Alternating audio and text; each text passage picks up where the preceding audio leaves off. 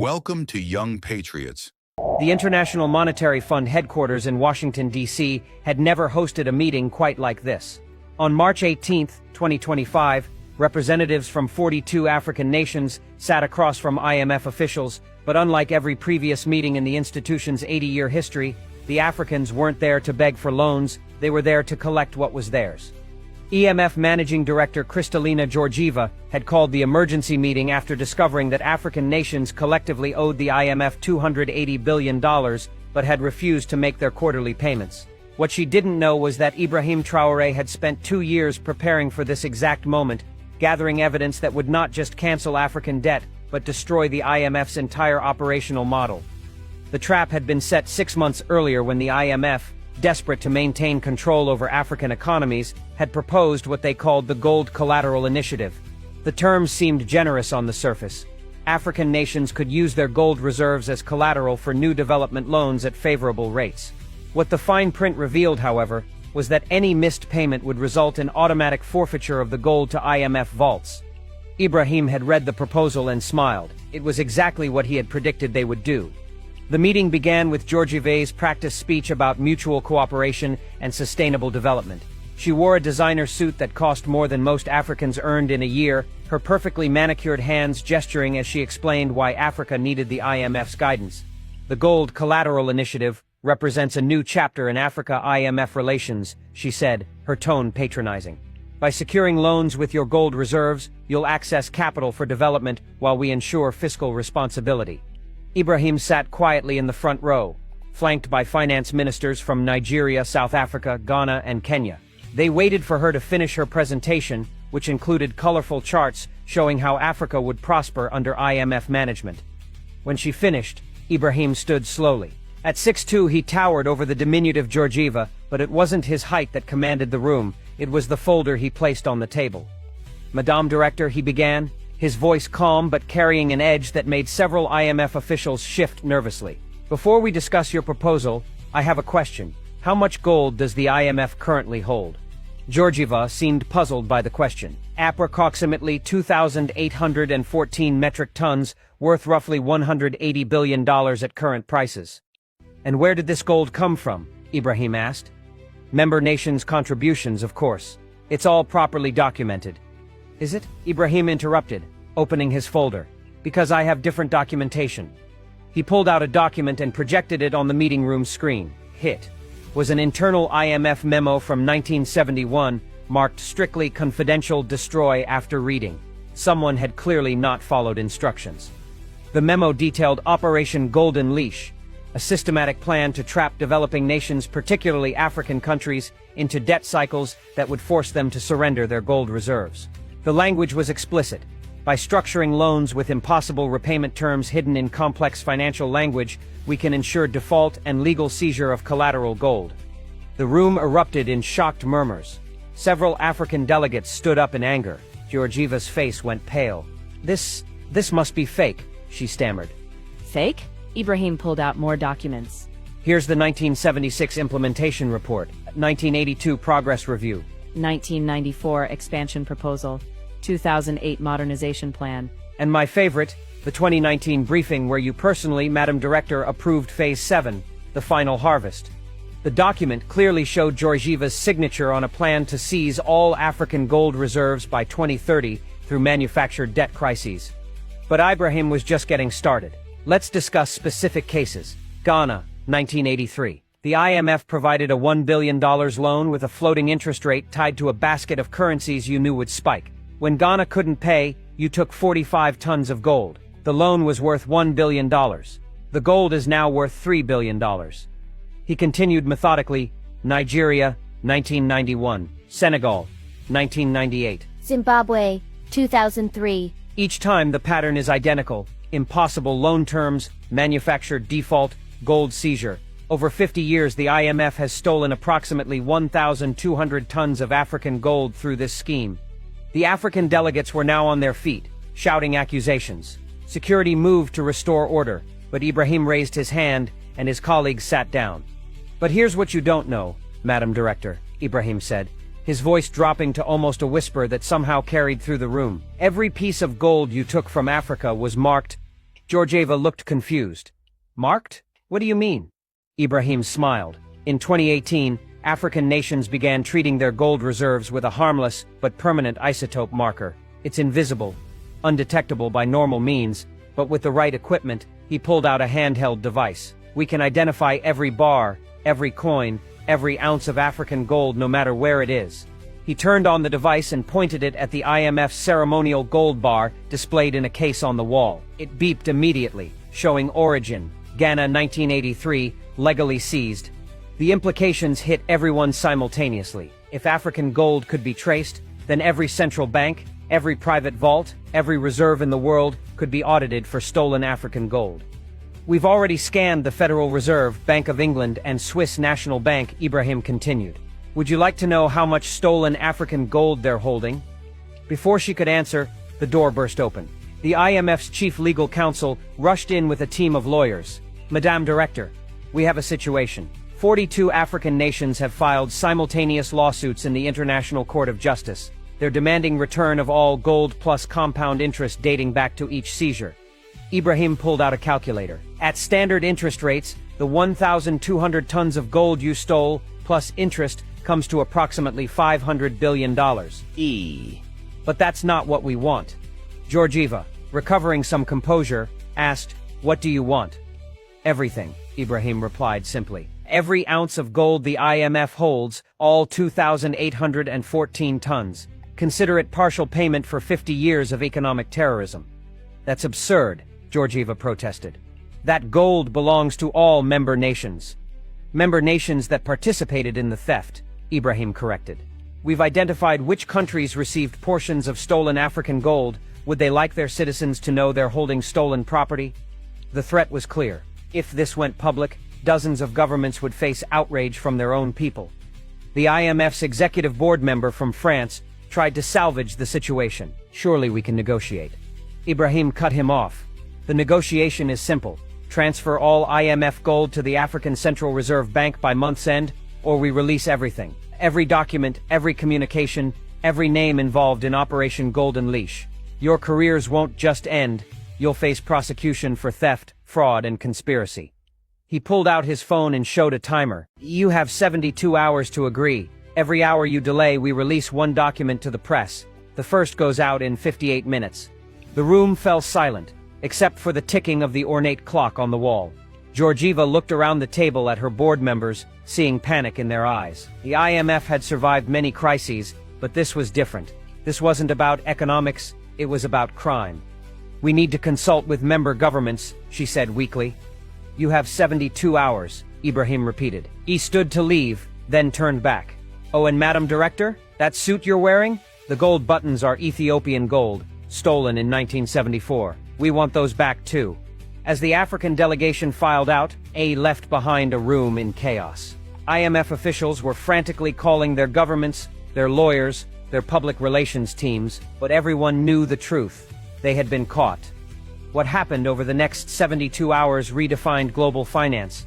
The first document Ibrahim released showed IMF officials joking about stupid Africans not understanding loan terms.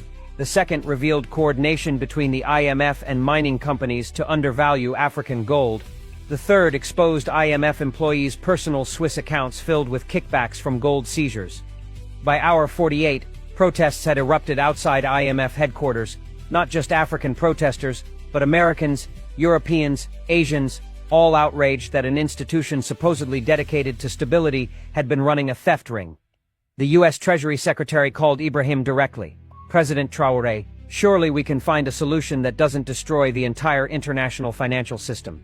"The system is already destroyed," Ibrahim replied. "It's been a criminal enterprise for 50 years. We're just exposing the crime. But if the IMF collapses, then we'll build something better, Shibi. Something that actually helps development instead of preventing it." By hour 63, IMF board members had resigned. By hour 65, Georgieva was removed by emergency vote. By hour 70, Switzerland announced it was freezing all IMF-related accounts pending investigation.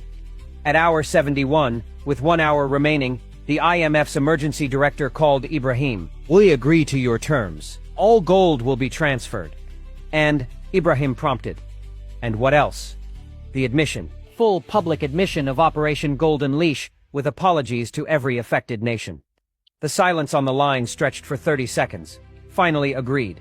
The transfer of 2,814 tons of gold from IMF vaults to the African Central Reserve Bank in Addis Ababa took 3 months to complete. Each shipment was broadcast live, showing gold bars being tested for authenticity. Several hundred were tungsten-filled fakes, adding another scandal weighed and deposited. But the more significant change was structural. The IMF, stripped of its gold and credibility, could no longer impose conditions on loans. African nations, now controlling significant gold reserves, established their own development bank with radically different principles. Loans in local currencies, not dollars. Interest rates capped at inflation. No structural adjustment requirements. Debt forgiveness for genuine crises. Profits returned to borrowers, not kept by the bank. The model was so successful that within a year, Asian and Latin American countries were abandoning the IMF for the African Development System. The IMF, reduced to a shell of its former power, survived only as a research institution. Kristalina Georgieva, facing prosecution in multiple countries, fled to a non-extradition country. In her final interview, she made a stunning admission: the IMF was never about development. It was about control. We kept countries poor so they would need us. Ibrahim Traore didn't just expose our gold theft, he exposed our entire purpose. Continuing to reach 12,000 words, the revelations from the IMF confrontation triggered a cascade of investigations worldwide. Every international financial institution faced scrutiny. The World Bank, attempting to preempt its own scandal, voluntarily opened its vaults for inspection. What auditors found was worse than the IMF, not just stolen gold, but stolen artifacts, paintings, and cultural treasures used as collateral from desperate nations. The World Bank's president, David Malpass, tried to explain these items were legally transferred as loan guarantees. Legal under laws, you wrote, interrupted Ngozi Okonkwo-Iweala, Director General of the WTO, who had joined the reform movement. If I write a law saying I can take your house, then take it. Is that justice or theft with paperwork? The philosophical question cut to the heart of the entire international system. Laws written by the powerful to legitimize taking from the powerless weren't laws, they were weapons. The Bank for International Settlements, BS, the central bank of central banks, faced the deepest scrutiny. Hidden in Basel, Switzerland, the BIS had operated for decades with zero transparency, managing gold transfers between central banks with no oversight. When investigators finally gained access to BIS records, they discovered the gold pool, a secret arrangement where Western central banks shared stolen African gold to maintain currency values while publicly claiming independent reserves. The same gold bar might be counted as reserves by 5 different countries simultaneously, a shell game that multiplied apparent wealth from thin air. Dr. Amara Diouf, the Senegalese economist leading the investigation, couldn't hide her shock. They created $2 trillion in fake wealth by counting the same stolen gold multiple times. The entire Western monetary system is a Ponzi scheme built on African gold. The discovery triggered the Basel panic. Within hours of the announcement, currency markets went into freefall. The euro, pound, and even the dollar lost massive value as traders realized the reserves backing these currencies were either stolen, fake, or double-counted. But Ibrahim had prepared for this. The African Monetary Fund, established with the recovered IMF gold, immediately offered currency swaps to prevent complete global collapse, but only to nations that agreed to full financial transparency and historical accountability. China was the first major economy to agree. President Xi calculated that admitting to holding stolen gold was better than economic isolation. China received 300 tons of African gold through various channels, he admitted in a televised address. We will return it with interest. Russia followed, though Putin's admission was characteristically defensive. The Soviet Union received gold that may have originated in Africa. Current Russia will rectify past mistakes. The United States held out the longest. The Federal Reserve claimed its gold was clean, but when Ibrahim released satellite thermal imaging showing tungsten signatures in Fort Knox vaults, even American resistance crumbled. President Biden, facing domestic uprising as Americans learned their currency was backed by crime, finally agreed to a full audit. The results were devastating. Of America's claimed 8,133 tons of gold reserves, only 2,100 tons were real and legitimately acquired. The rest was either tungsten, stolen, or fictitious accounting entries. The psychological impact on Western populations was profound. In citizens who had believed their prosperity came from innovation and hard work, discovered it came from theft and fraud. The term wealth supremacy, the belief that Western wealth indicated Western superiority, collapsed overnight. In France, young people burned euros in the streets, chanting, "Rather poor than thieves." In Britain, the Bank of England was occupied by protesters demanding clean money or no money. In Switzerland, banks that had profited from storing stolen gold faced runs as depositors demanded their funds back. But the most dramatic transformation occurred in Africa. The recovered gold, nearly 5,000 tons when all sources were combined, backed a new African currency that immediately became the world's strongest. The Afric was worth more than dollars, euros, or pounds because it was backed by real, verified, legitimate gold. African stock markets, previously marginal, became global financial centers. The Johannesburg Stock Exchange surpassed London. The Nigerian Stock Exchange rivaled New York. The Cairo Exchange became the hub for ethical investing. The educational revolution was equally dramatic. African universities, funded by recovered wealth, expanded rapidly. The University of Timbuktu, rebuilt with recovered Malian gold, became the world's leading center for economic ethics. Its first graduating class included former IMF employees seeking redemption through education. One student, Jean-Pierre Dubois, had been an IMF structural adjustment specialist responsible for imposing austerity on African nations. "I spent 20 years making Africans poor while believing I was helping them develop," he said in his graduation speech. "Here I learned that development isn't about GDP growth, but human dignity. I destroyed dignity for decades. I'll spend my remaining years trying to restore it." The technological impact was unprecedented. With proper funding, African scientists made breakthroughs that had eluded Western researchers. Dr. Kwame Asante in Ghana developed a malaria vaccine that was 99% effective. Dr. Fatima al-Rashid in Sudan created drought-resistant crops that could feed the warming world. Dr. Nelson Mandela, no relation, in South Africa, pioneered clean fusion energy using materials abundant in Africa. "We always had the talent," explained Dr. Asante. "We just never had the resources. Now that our gold funds our research instead of Western banks, we can solve problems the West never bothered addressing because they didn't affect rich countries." The pharmaceutical industry faced its own reckoning. With African nations controlling both gold and research, they could produce medicines at true cost rather than monopoly prices. Insulin that cost $300 in America was produced for $3 in Lagos. Cancer drugs that bankrupted Western patients were distributed free in Africa. Western pharmaceutical companies, seeing their profit models collapse, tried to claim patent protection. But African courts ruled that patents obtained through research funded by stolen gold were invalid. "You can't steal money, use it for research, then claim you own the results," ruled the African Supreme Court. The military implications were equally significant. African nations, no longer dependent on Western weapons purchased with loans backed by their own gold, developed indigenous defense industries. The African Defense Alliance, equipped with locally produced systems, became a major military power. When France threatened military intervention to protect its remaining economic interests, the African Defense Alliance responded by revealing they had developed hypersonic missiles. "We're not threatening anyone," Ibrahim explained. "But the age of military intimidation of Africa is over. We have gold, technology, and now the means to defend both." The cultural renaissance was perhaps the most beautiful transformation.